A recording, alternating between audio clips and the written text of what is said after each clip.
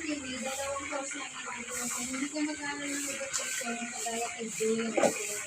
Dalawa lang yung course na kami. Wala nang iba. Kaya yung course ni Joe, kagaya din ang course ni Jane.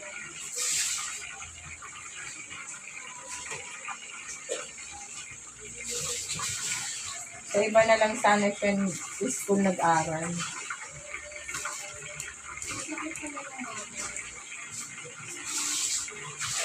Yung may tubig ang matalis.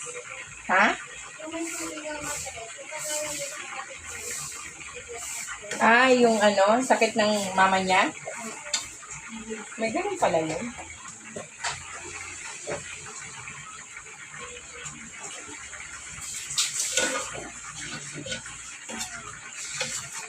Ano yun? Yung malaw pa pa tumaga.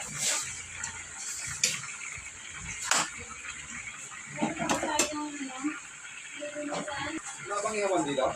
Mga liwa daw. Ha? Baka daw mga liwa. O, Bakit dinala mo dito yung sibuyas bawang dito ba? oo. Napakarami. Nice. Dadala nga ako pag-uwi ko.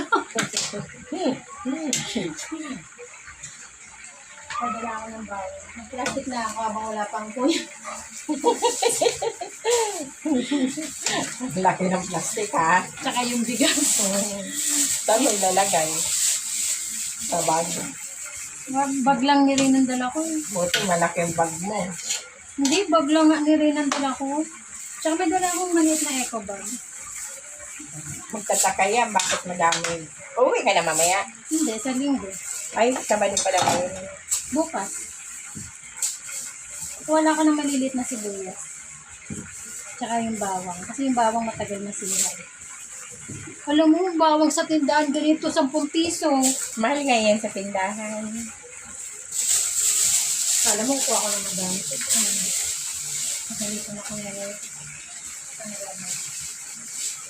Dito yung bantagan niya, yung nakasabit dito kanina. Ah, Eh, ang pera ko puro coins. Sabi ko, wala naman kamasahe. Sabi ko, EG1, pera ka ba wala daw? Thank you, guys. 200. kinuha mo na 100. Oh, binigay ko sa kanila. Kaya wala magsusunod sa oras nagpamasahe. Tapos may barya pa. Oh. Di ba? Ang galing. Baka talaga sinadya yan iniwan. Kuya, pala. Nakalimutan niya yung ano yung... Kaso hanapin niya yung pag-uwi.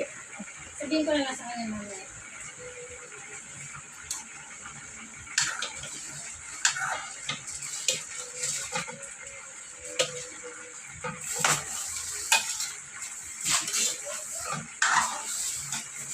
Sagyan ko to ng sili pagsigang. Mamaya na. Di pa ako naligo. Ano ba? Ako nga, ganun din. Hindi pa ako Ito naligo. kaya ulit itong short ko. Ito na dito naman yung damit ko eh.